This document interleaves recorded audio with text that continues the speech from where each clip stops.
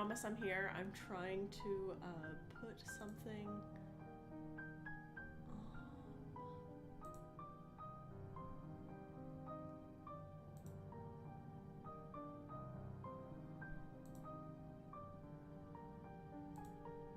Is that legible? I think that'll be legible.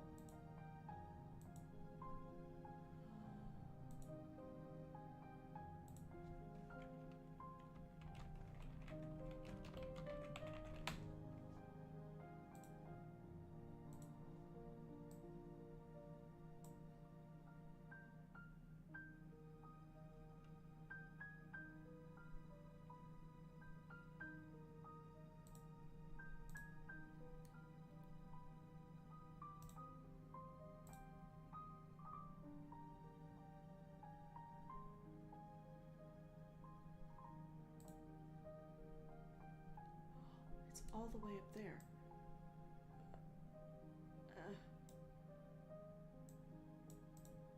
Can I move that? Is it just stuck up in that corner? That would be unfortunate. Hang on, guys.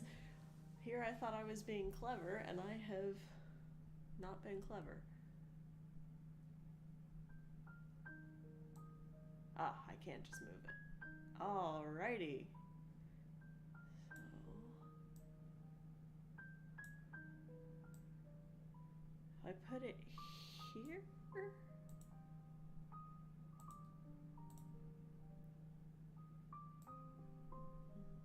There. Alright, so that should not be covered by, by anything once we get started. Hi, sorry I'm a little late. I was frantically trying to finish filling out the slideshow, so if it looks a little sparse, there is a reason, even though it should have been easier, because it is a sequel. So, welcome to Sequel Summer. I know it's not technically summer for a lot of people yet, but I have decided that May counts. So welcome to Sequel Summer. We will be doing sequels to books that we have already covered. So by that token, everything that we cover for the next few weeks will be kind of spoilers for the previous book, because obviously they're all sequels, so there may be spoilers. I can look into making a separate playlist for the sequels, so that if you want to just check out the sequels, you can, and be aware that there might be spoilers for the previous books in the series. We are starting off with the sequel to the first book I ever did. So the first book I did was Ballad and Dagger, and this is its sequel, Last Canto of the Dead. I will say this. This book confused me a couple of times. Not in the actual reading of it or the story or anything like that. It was actually I'll talk about this later, but it was delightful. It was just a great read. But actually, because I kept trying to put a "the" in the name, so I kept wanting to say The Last Canto of the Dead. It's not. It's just Last Canto of the Dead. Also, it looks like my frames are playing nice tonight, so that should be good. No more of that. Can everyone see the sequel summer text? Do I need to try and make that brighter? I can try and make that brighter. Hang on. Properties?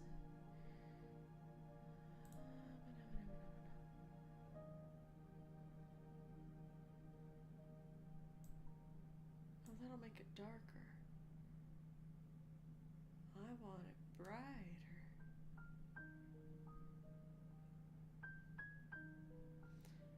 Oh.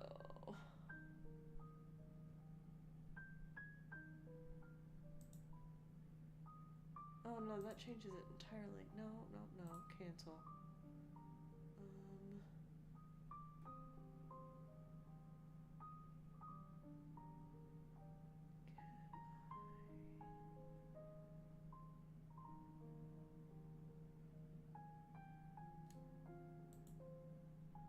Oh, well, that's blinding. Hang on. but that might do what I want it to.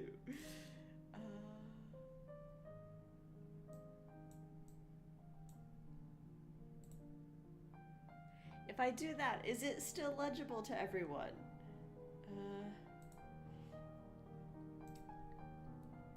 Is that easier to read or harder to read? Let me. That might be harder to read, actually.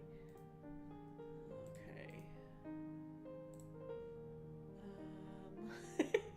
Sorry, guys. Let's see.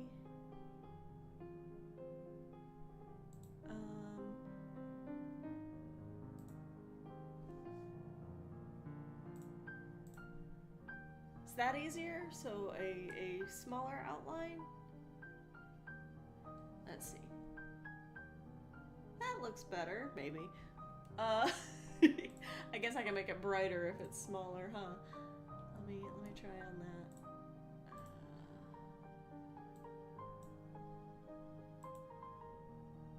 that. Okay, let's try that. Let me know if that is actually, in fact, bad, worse, and you cannot read it. But yes, welcome to Sequel Summer. We are doing Last Canto of the Dead. So if hooray, it isn't covered up. I would put it over my head, but there is a lot of color there. So just as usual, this is meant to entertain and inform. I don't hold any of the rights to the works described. This is just for enjoyment, and as per usual, these are book recommendations. They're not book reviews. I'm not objectively making a statement about them. But these, like I said, for this summer, these are all sequels of books I've already read, that I've already recommended on the channel. So yeah, and we've come once again to the part where my mouse is not where I need it. So Last Canto of the Dead by Daniel Jose Olzar. So for the record, because a lot of these it's sequel summer, because all of these are sequels, a lot of my notes for the authors are going to be the same as they were previously, but things like publishing details and cover illustrators may be different. In this case, it is still published by Hyperion under the Rick Riordan imprint. It was published in 2023. It is book 2 of Outlaw Saints.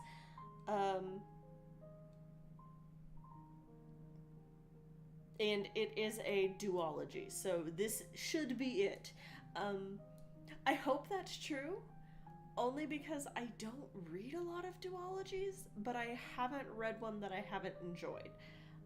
So this being another duology that I can add to the list of them, it would make me happy. I am more likely to read a standalone or a series than I am to read a duology. So the original cover for Last Canto of the Dead, the illustrator is Dan Dos Santos. He is most known for his book covers and Marvel Masterpiece trading cards. He is a 5-time Hugo Award nominee for Best Artist. I can honestly say I've probably seen his art and not known it. I was looking through the portfolio, and it's all very impressive, but there were like Magic the Gathering cards, there were Brandon Sanderson novels, there were things that just aren't in my wheelhouse, but I wouldn't be shocked if I am familiar with his art. Clearly it is really pretty. He did note on his bio, there was a Q&A section, and it's like, oh, is your art traditional or digital? And I found it very interesting that he sketches digitally and then illustrates traditionally, primarily in oil. So, as I said, I found that very interesting. This is the cover I had. I didn't find an alternate cover. I don't know if I looked very hard for an alternate cover, to be fair. I'm like, here's the cover I had, and went with that one. Yes, but he is a very well-known artist. The author is Daniel Jose Olzar. He is a New York Times best-selling author. He has done comic books such as Star Wars, The High Republic Adventures, and the Shadow Shaper Cipher, which is a novel series.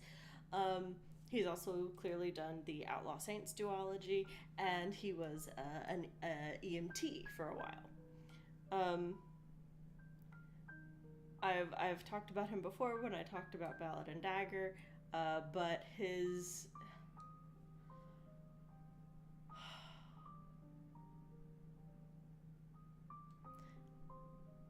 the way he writes about the city is kind of, I'll get into this a bit later, but it's a lot more visceral than like some other places that he writes about in this novel.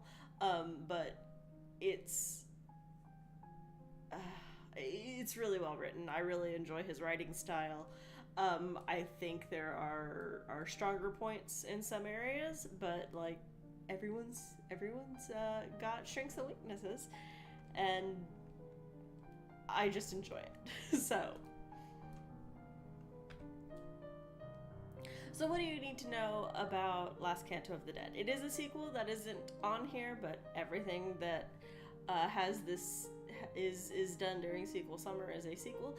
It is I didn't put these in the order. I actually put the slides.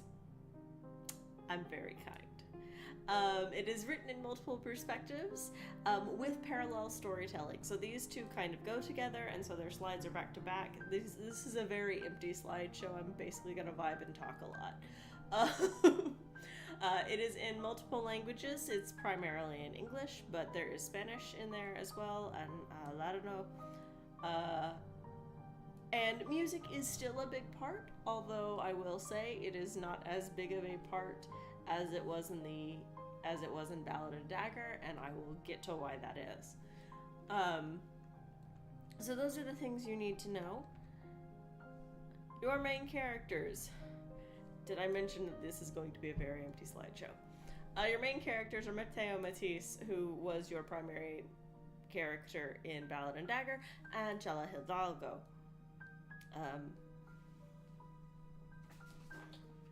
Let me make sure I'm not lying. Yes. Sorry, I had her last name like in my head because Hidalgo, and then suddenly was second guessing everything. So these are your main characters.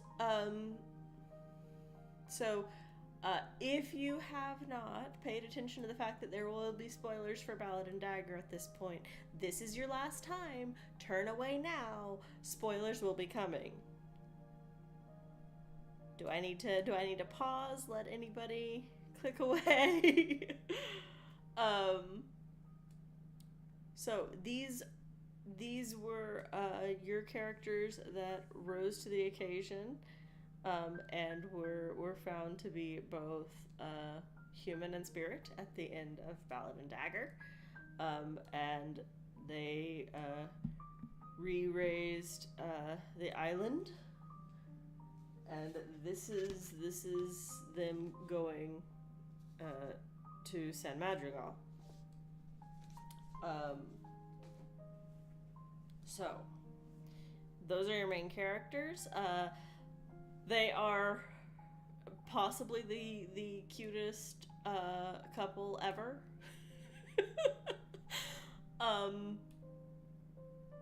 Because they are the biggest cheerleaders for each other.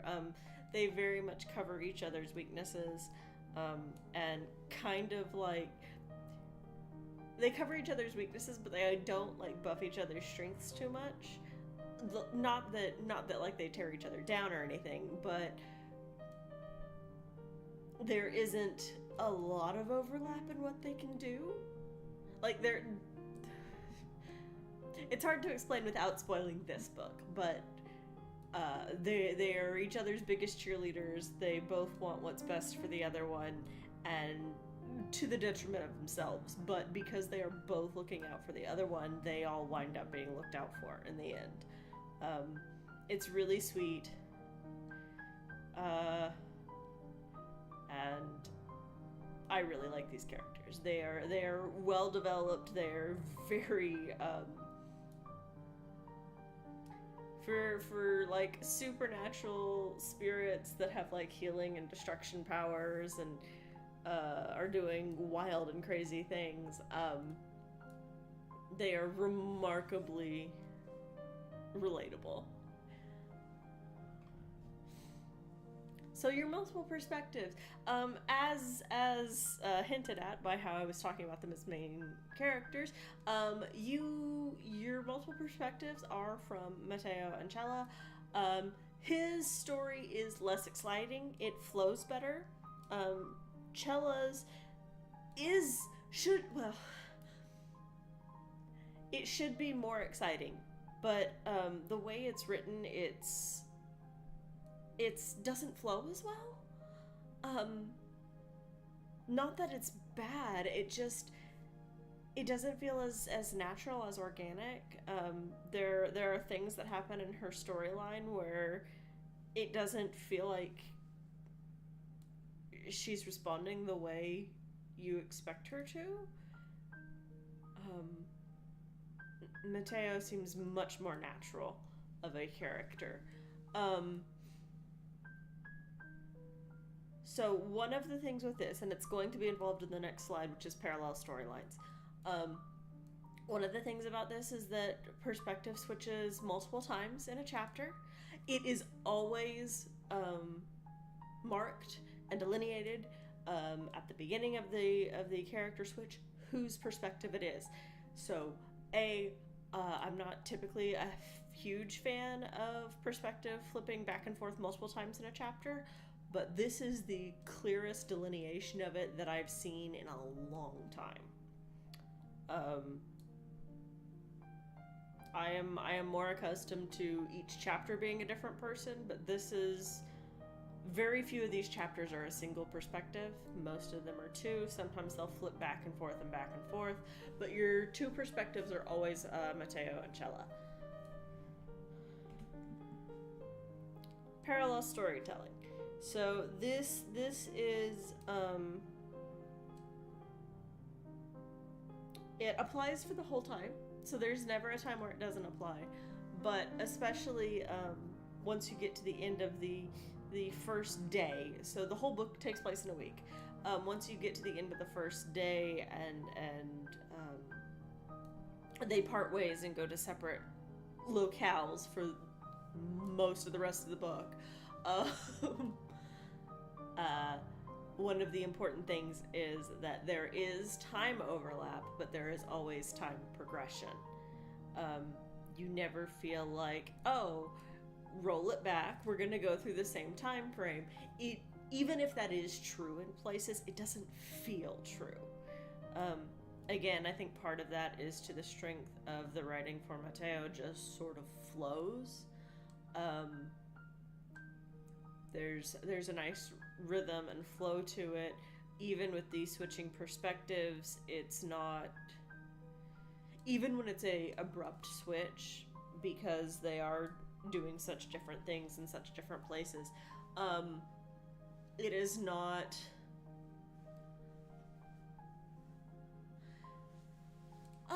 it's not problematic. There's never a, like, whiplash of it.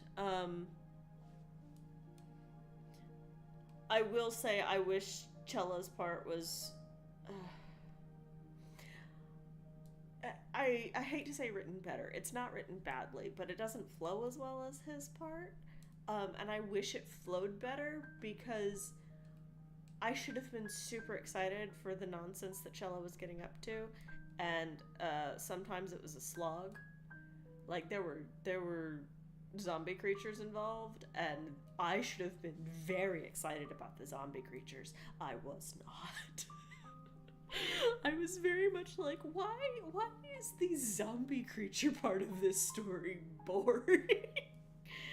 And it wasn't boring all the time. There were just times where it was, and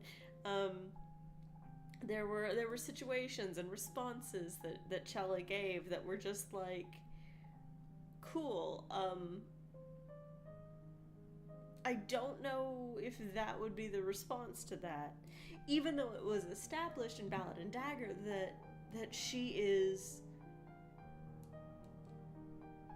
fairly peaceful all the time. Like, even when she's panicked and worked up, she's always pretty good at being chill and calm, even when she's like, you know, angry and being the destroyer. There's a layer of calm, and then there's the absolute, you know, fury of being a spirit of destruction. These things just go together.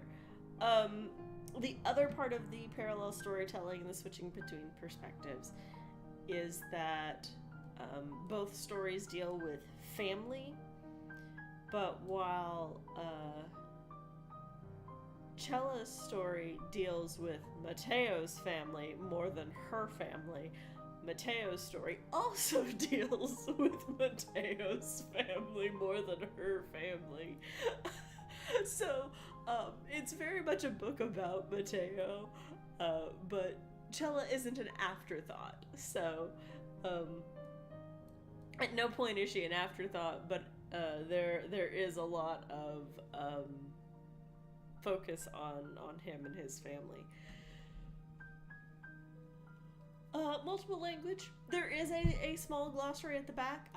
Once again, I forgot to check the back before I started reading, but there is a small glossary. It is very helpful. If you have any knowledge of Spanish or are familiar with even just a few words, conversationally or by listening to YouTubers or VTubers or anything really, then that will help. It's not really a problem when it's one or two words. I can usually context clue it out. It's when sometimes you get whole sentences that aren't translated, and I'm like, I think I know some of these words, so I can kind of get the shape of what this is, but I can't get a direct translation. Also, your phone is your friend, and you can do a lookup, or you can get a Spanish dictionary or something. But it is in multiple languages, much like the first book. There are many languages going on. I will say that in comparison to the first one, which was a coming of age and identity book and finding identity within a community, this one deals a lot less with the nature of the people themselves and the religion and the triple integration of peoples of the diaspora, and deals more with the coming together of a family. It's Mateo's.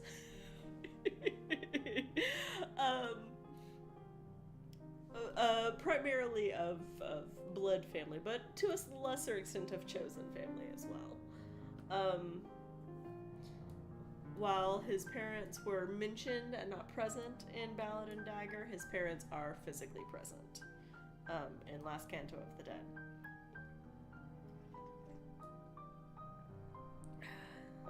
And weirdly, the parent that shows up the least is somehow the more important parent. Some things are strange in this book. Not strange in a bad way, just strange. And finally, music. So, this one should have a caveat. Knowledge of music itself is less important to this. There are a couple of things that knowing them about music would be good, but most of those things are described in the book by Mateo, because they're during his sections. So knowing music itself is less important than knowing how music worked in Ballad and Dagger. If you understand that Mateo understands and loves music, and it's kind of his whole deal, and he uses it to heal people, and he can hear the music of people, and he hears music in just the city and all. That's the important thing to know about music. So music is still a shaping force in the story, but it's not a story about music the way Ballad and Dagger was a story about music. And one more thing before I go on to additional recommendations, I would like to say that Last Canto of the Dead is not a surprising book. It has twists and turns, but it has twists and turns like a lazy river, where you can absolutely see them coming, but that doesn't make them any less enjoyable. And sometimes they might jostle you at a corner. So knowing music will help you see that, but also knowing how Ballad and Dagger worked will help you see those things as well.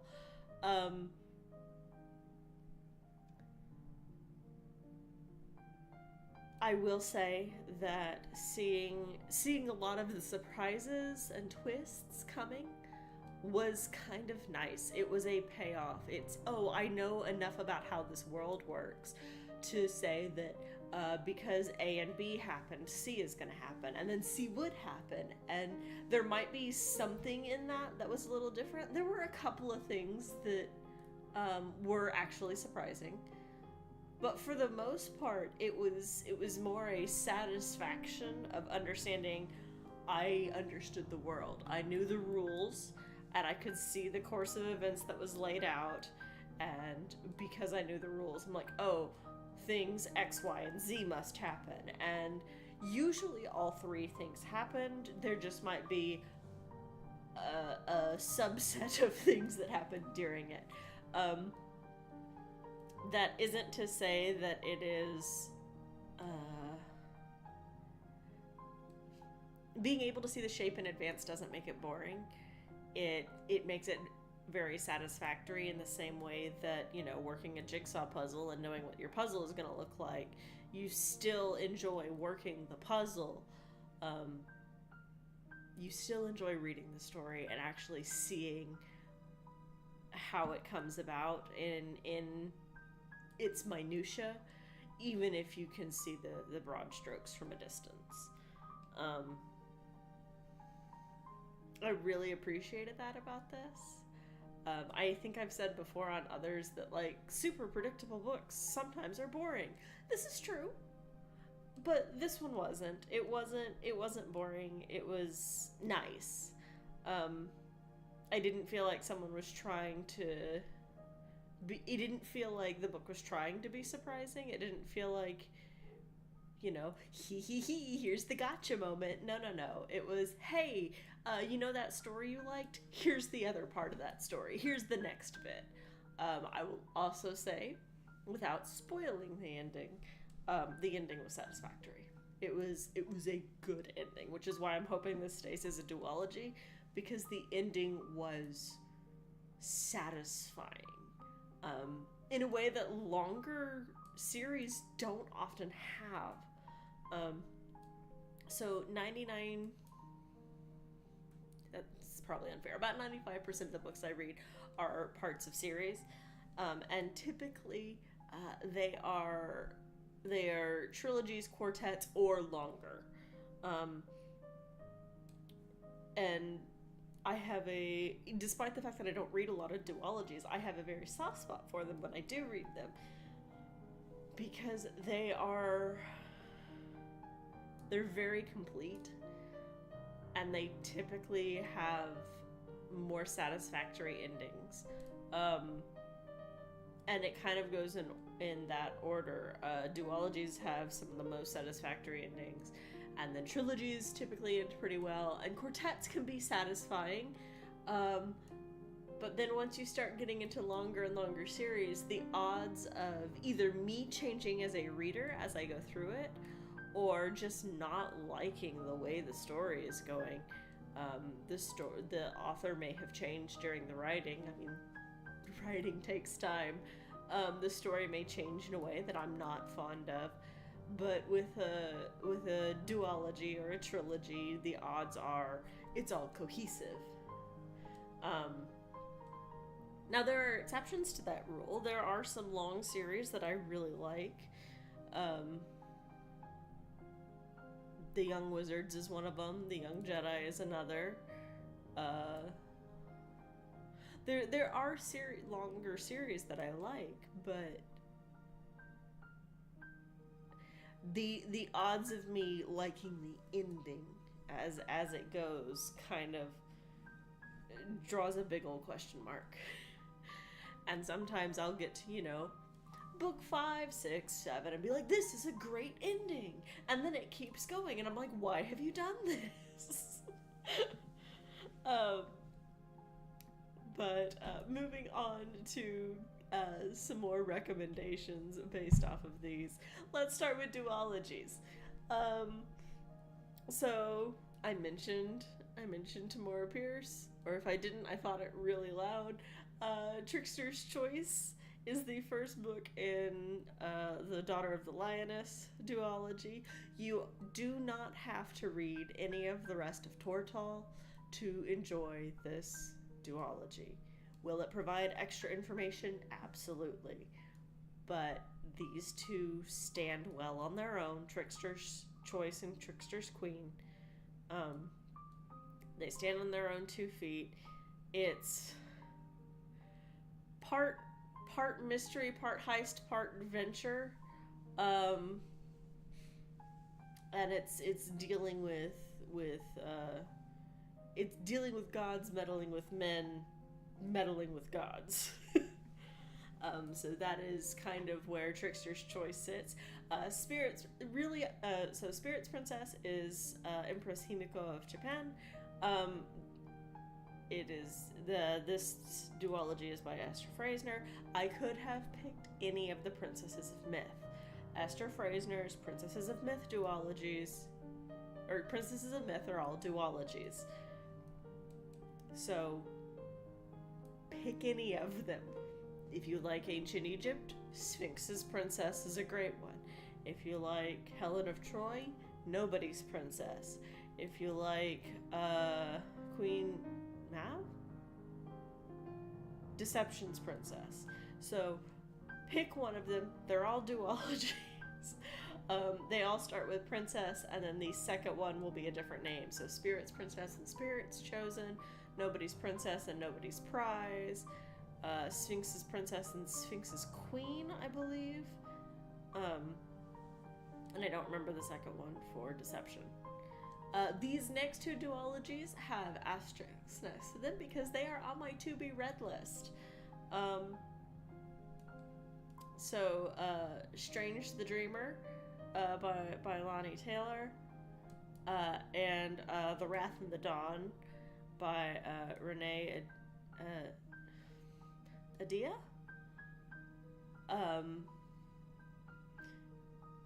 Strange the Dreamer is very much I liked the cover and bought it, and its sequel. So bought the whole duology for the covers. Because sometimes I do that. The Wrath and the Dawn is the story of Scheherazade with a twist and variants.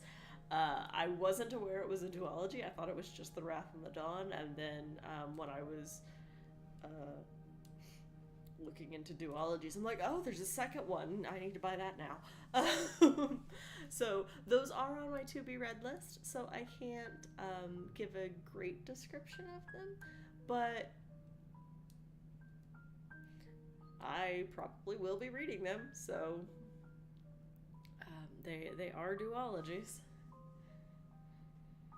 I'm very interested in The Wrath and the Dawn because that is the first book,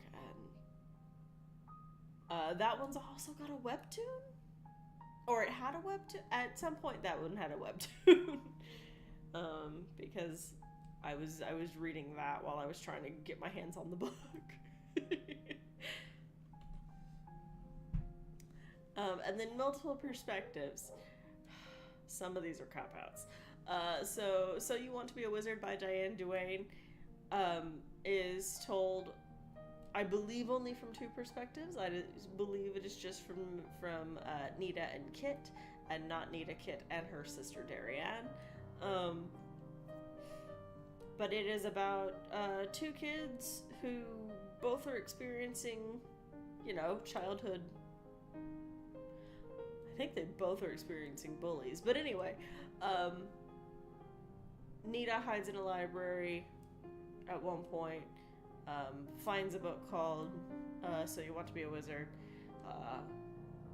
and so the story goes. And then Kit is a boy who also finds a book. I don't think it's in the same way. I haven't read the first one in so long because it's not my go-to. I should probably reread the first one as I recommend it, but the entire series is good, so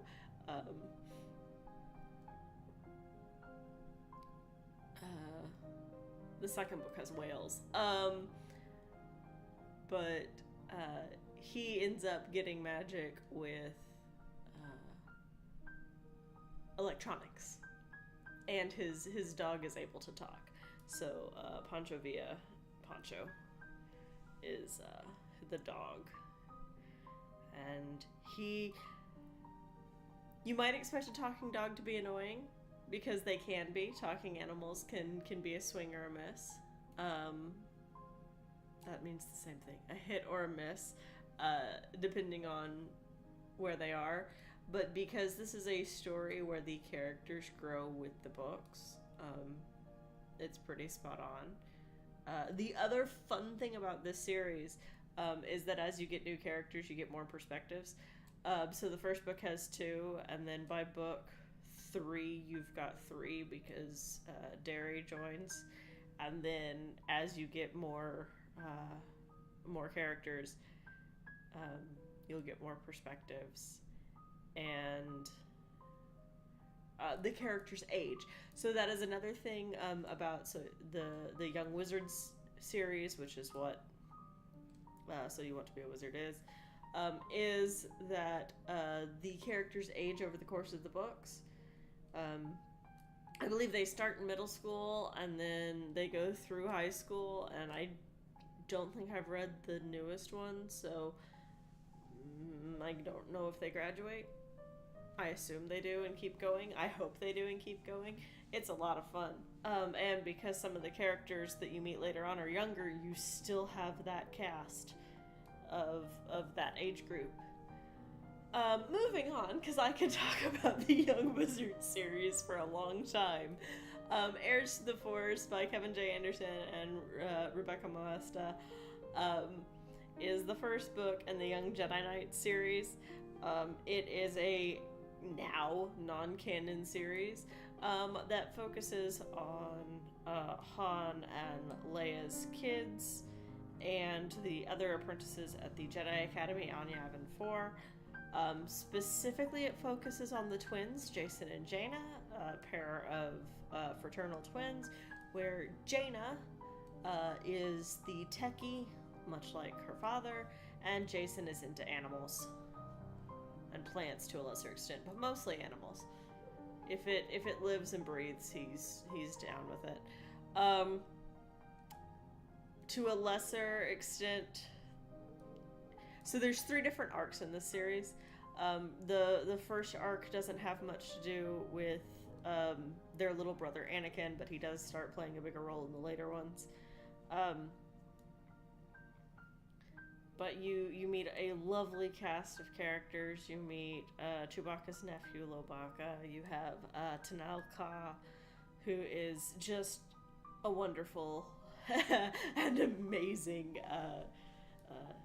Jedi apprentice. You meet I can't remember his name. You meet an absolute brat who gets better, and it is one of the most satisfying things because he gets better but doesn't ever stop being himself. So less of a brat, but not less of a character. Always willing to be a priss at the drop of a hat. He's just a delight. The Fellowship of the Ring doesn't have as many perspectives as the others, but I'm not going to recommend The Two Towers as the first book. Yes, but The Fellowship of the Ring from the Lord of the Rings trilogy, once you get further into the trilogy, it splits into multiple perspectives. Namely, it will split into Merry and Pippin, Sam and Frodo, Legolas, Gimli, and Gandalf. I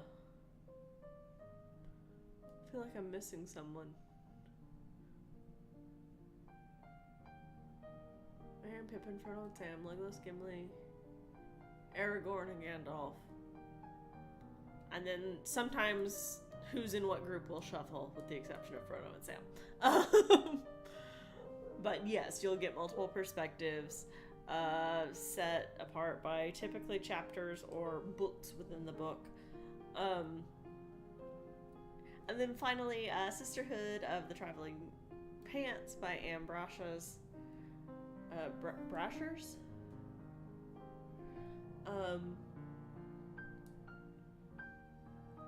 It is a 4-point perspective, one for each member of the Sisterhood. And you know it's a new person when the pants get mailed out. So when the pants get mailed out, you're changing perspective. It's kind of... I haven't reread it in a while, so it may not have aged well. But I read it when I had a bunch of friends roughly the same age, and we were all trading journals at the time. We would just pass the journal around and read what the previous person wrote and put our own notes in it. And it's very much the same feeling. They are writing letters to each other wherever they are in the world, and sending that with the pants. And they have a whole set of rules of you can't wash the pants and all these other things. But it's a really good book. It's a lot of fun, and it deals with different things. So each girl is dealing with something different, whether it is family or romance or thinking life isn't worth anything, and just what's the point because nothing is worth it, and life trajectories and things like that. The sequels ramp up a bit. I have a fondness for the Sisterhood. I don't have as much for the sequels. This is one where if it had ended with just the Sisterhood of the Traveling Pants, I would have been very happy with the ending. But then you had the second summer of the Sisterhood, and I believe the final summer, and they were books that were written and I read.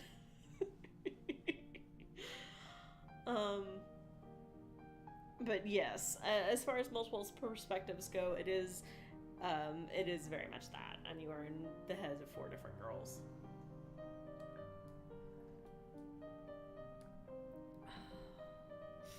It is very much a coffee night, and it's vanilla wafer coffee, so it's just basically a delight. But yes, so that is Last Canto of the Dead. There we go. And hang on, I'm trying to hit buttons and nothing is working. There we go. So that is Last Canto of the Dead. There were 4?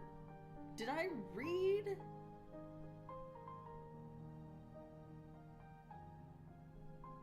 Oh, no, there were 5. I think I read the first 3. I don't think I read the others. Sorry, I had it pulled up so I could spell the author's name because the book is in the other room and it was easier for me to just Google. Huh.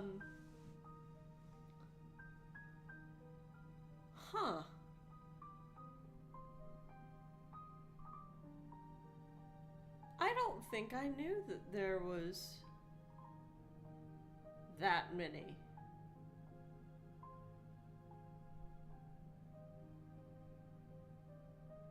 Hang on. Now I'm curious. Give me a second, guys. I promise I will get back to everything. Those are the wrong... No, that's not the right covers.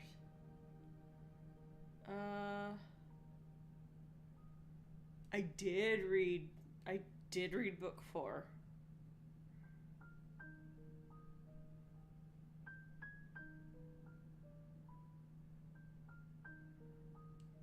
Oh.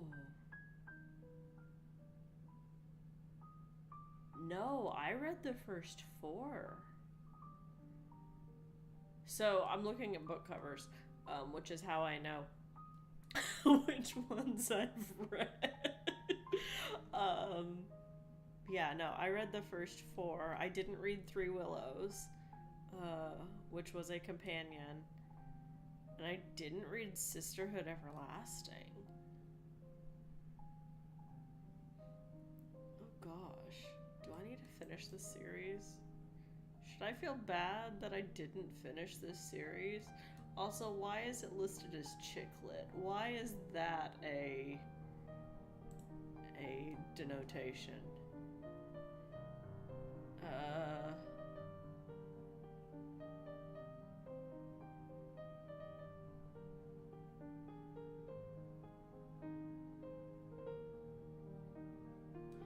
Oh, no, I don't want that.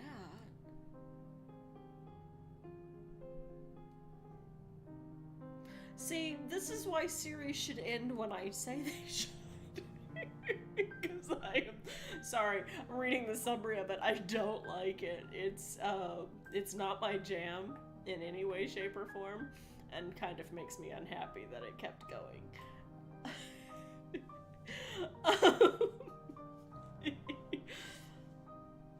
In other news, let me pull up my list of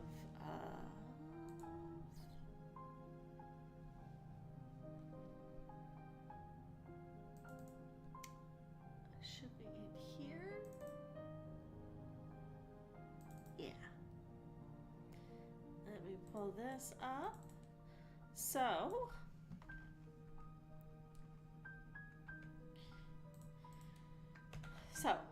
what we're looking at for the next several weeks.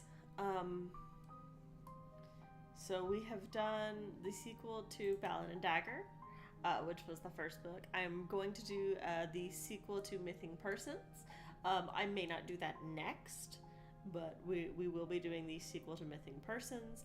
I'm planning on doing the sequel to Wolf Tower. I'm planning on doing the sequel to Assassin's Apprentice. I'm planning on doing the sequel to Cinder. So that is 4, which should get us, let's see, there's one more in May, 2 in June,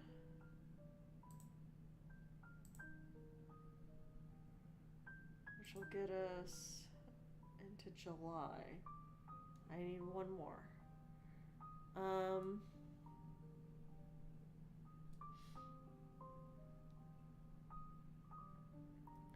So I may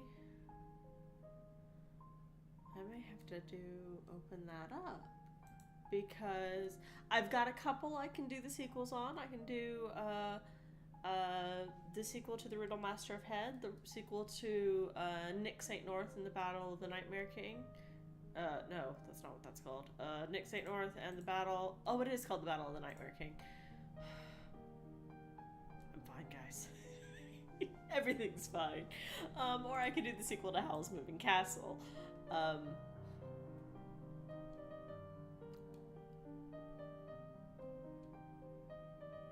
The Assassin's Apprentice sequel may be the last one we do, simply because that one is going to take me the longest to read, so I'm going to have to start it and read it at the same time I'm reading something else. Because that book is dense. It is extremely dense. And if it's anything like the first one, it's going to be a struggle. Not because it's poorly written, but just some books are easy to read and some books are not. Last Canto of the Dead, very easy to read. I read most of it in a single afternoon, which don't comment on why my PowerPoint was so sad if I read the book in a single afternoon. But for Mything Persons sequel should be pretty easy. That one is a bit like reading candy. And then Wolf Tower shouldn't be a hard read either. But yeah, so Riddle Master of Head has a sequel, Nick St. North has a sequel, and Howl's Moving Castle. Technically, so do Imposters and the Luminaries. I wouldn't be against, going and bothering the library to find the sequels, but I don't have them immediately on hand.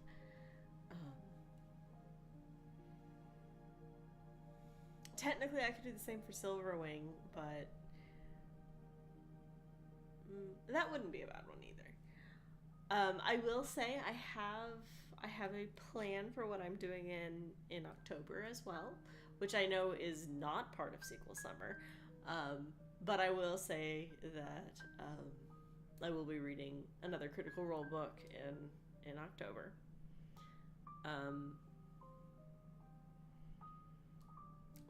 So that will be a lot of fun.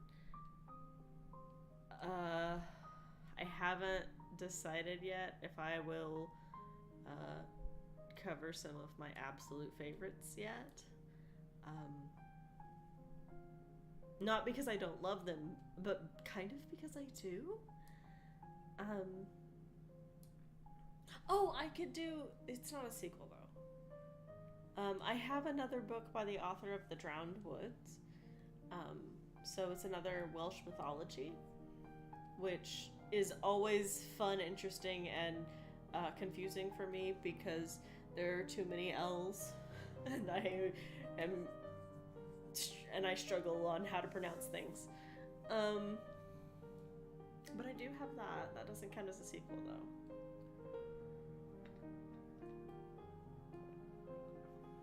Should I see if I can even do a poll? Let's see. Let's see. I don't know if I can do it at the same time. Let's see, if I go here, am I still... I am. Okay, I'm still here. Can I do a thing?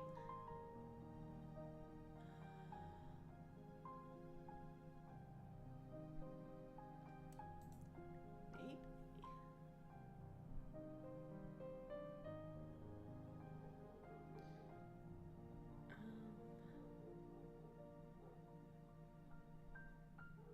If I go here,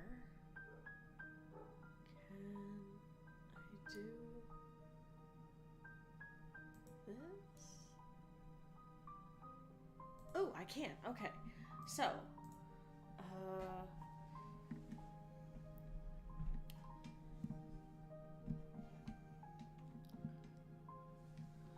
let's see. So we're not going to do it for the last book in July. So which sequel?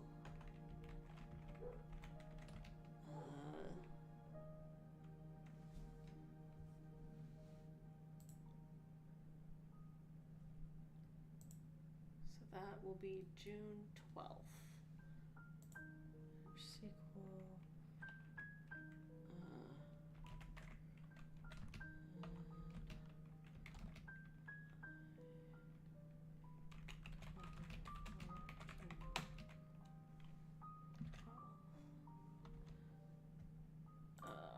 Let's see. So we have the Riddle Master of Head. We have Nicholas St. North, the Battle of the with the. Why is my brain? No, it is of the Nightmare King.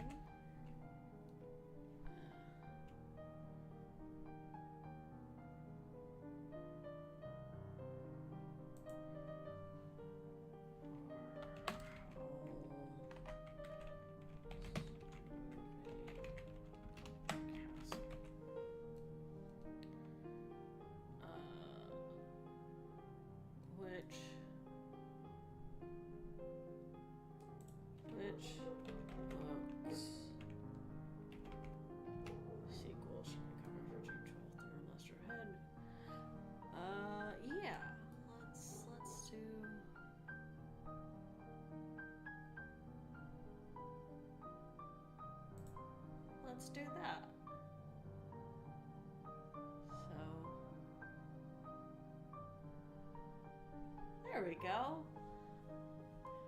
So that way,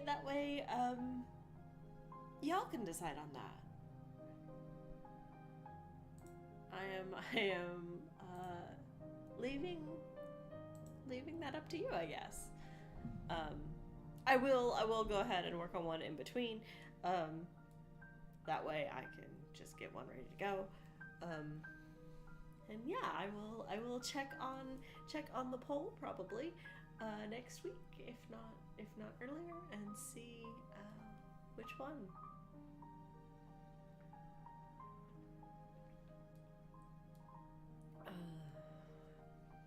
No, I am very much going to enjoy this. I'm going to enjoy doing sequels for the whole summer. And by asking that now, that means I already know which other ones I'm doing. Since I was only missing one. But yeah, that'll be a lot of fun. So some of these will be first time reads for me. So Last Canto of the Dead was a first time read for me. The sequel to Assassin's Apprentice will be a first time read for me. The sequel to Cinder. But others, the sequel to Missing Persons, the sequel to Wolf Tower, the sequel to any of those three that I put on the poll, I've read all of them. Those will be rereads. So those should be a little easier on me. Yeah, so hopefully you let me know which one you want to hear me talk about. Like I said, I can't really promise to not be spoilery for the previous books, especially with things like The Real Master of Head or Nick St. North, just by the nature of what those actually cover. Howl's Moving Castle, those are less connected, but they're not completely unconnected. You still get Sophie, so that's always nice. But yeah, I think that's going to be it for tonight. I hope you enjoyed Last Canto of the Dead. Sorry it took me a little longer to get started. I will be trying to get all of my PowerPoints done a bit earlier. Like I said, this one should have been done earlier. I just didn't. That's on me. I've had some problems just with timing in general lately, so it is a known quantity. I will be working on it. Yeah, but I hope you all enjoy, and I hope you give it a try, or give Ballad and Dagger a try first. They're both really good. They're a lot of fun, very enjoyable, and this one is a much easier read than Ballad and Dagger. So if you can make it through Ballad and Dagger, you can make it through Last Canto of the Dead, and it does a nice job of wrapping up your story. So yeah, I'll see you in 2 weeks with another sequel. Good night.